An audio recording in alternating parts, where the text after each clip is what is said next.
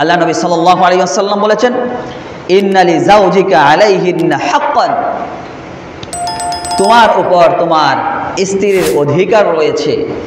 আল্লাহ তাআলা প্রত্যেকটা স্বামীকে, প্রত্যেকটা পুরুষকে তার স্ত্রীর উপর অধিকার দিয়েছেন, কর্তৃত্ব দিয়েছেন। এখন কর্তৃত্ব বলে এই নয়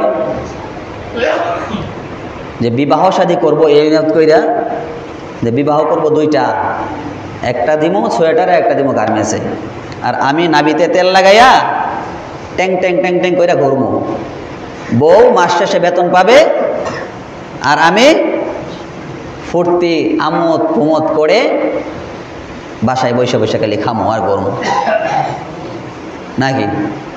আল্লাহ তাআলা পুরুষের কর্তৃত্ব এটা দিয়েছেন যে নারী চাকরি করবে আর পুরুষ বাসায় বসে বসে খাবে। লজ্জা থাকা উচিত, ন্যূনতম লজ্জা থাকা উচিত, লজ্জা হওয়া উচিত।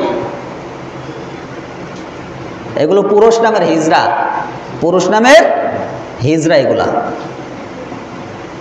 কথা তিতা লাগবে, কথা ভালো লাগবে না, এটা জানি আমি। কথা যে ভালো লাগবে না এটা জানি। আল্লাহ তাআলা কোরআনুল কারিমে বলেছেন, ওয়াকারনা ফি বুয়ুতিকুন্না ওয়ালা তাবাররাজনা তাবাররুজাল জাহিলিয়াতিল উলা, জাহিলি জামানার নারীদের মতো তোমরা বাহিরে ঘোরাফেরা করো না।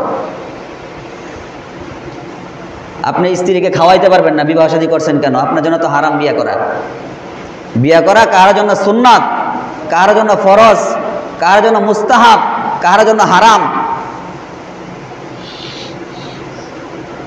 যেই পুরুষ নারীর হক আদায় করতে পারবে না, যেই পুরুষ নারীর ভরণ পোষণ দিতে পারবে না, তার জন্য বিবাহ শাদী করা হারাম। আপনি রোজা রাখবেন সারা বছর, আপনি বিবাহ করেন না। যেই পুরুষ তার স্ত্রীকে পর্দায় রাখতে পারবে না, ওই রকম ভাবে যেই পুরুষ স্ত্রীর ভরণ পোষণ দিতে পারবে না, তার জন্য বিবাহ করা ঠিক না। সে রোজা রাখবে সারা বছর। রাসূল হাদিসে বইলা দিছে, কার জন্য বিয়ে করা ফরজ, কার জন্য সুন্নাত, কার জন্য মুস্তাহাব, কার জন্য হারাম। এই জন্য বিয়ে করার আগে নিয়ত করেন যে নারীর একজন স্ত্রী যখন আমি ঘরে নিয়ে আসব, তার সম্পূর্ণ ভরণ পোষণের দায়িত্ব কিন্তু আমার। এটা নিয়ত করে বিয়ে করবেন যে সম্পূর্ণ ভরণ পোষণের দায়িত্ব আমি দিব, আর এটা দেওয়ার ক্ষমতা যখন হবে আপনার, তখন বিয়ে করবেন।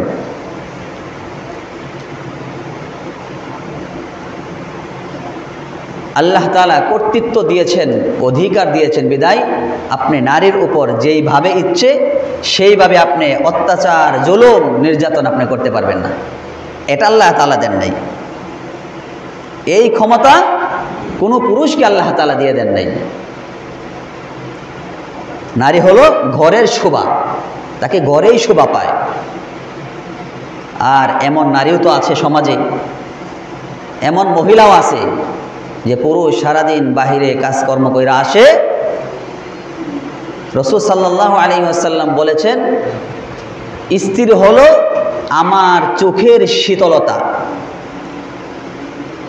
রাসূল বলেছেন, স্ত্রী আমার চোখের শীতলতা। যখন একজন পুরুষ সারাদিন এরকম কাজকর্ম করে ঘরে ফিরে, তখন প্রত্যেকটা নারীর উচিত সেই পুরুষ তাকে দেখার পরে যেন এরকম ভাবে তার চোখের শীতলতা চলে আসে, তার মনে আনন্দ চলে আসে, মনে শান্তি অনুভব করে। বাহিরে গেলে এরকম ভাবে এরকম সাজুগুজু করবে, 60 বছরের বুড়ি মনে হয় 20 বছরের এরকম যুবতী হয়ে যায়। আর বাসার ভিতরে পাগলের মতো থাকে। বাসার ভিতরে স্বামী তো দেখবে আমাকে, পাগলের মতো থাকে। আরে বোন, আরে মা, তোমাকে তো আল্লাহ তাআলা, রাসূল সাল্লাল্লাহু আলাইহি ওয়াসাল্লাম এরকম ভাবে দিক নির্দেশনা দিয়েছেন যে তুমি বাসায় এরকম ভাবে স্বামীর সামনে সাজুগুজু করে থাকবা, আর বাহিরে যখন যাইবা পর্দার সাথে তুমি চলবা। বাহিরে পুরুষকে দেখানোর জন্য সাজাগুজা করা, সাজগুজ করা আল্লাহ তাআলা হারাম করেছেন। আর স্বামীর সামনে সুন্দর পরিপাটি হয়ে থাকা আল্লাহ তাআলা, রাসূল সাল্লাল্লাহু আলাইহি ওয়াসাল্লাম সমস্ত মহিলাদেরকে নির্দেশ দিয়েছেন।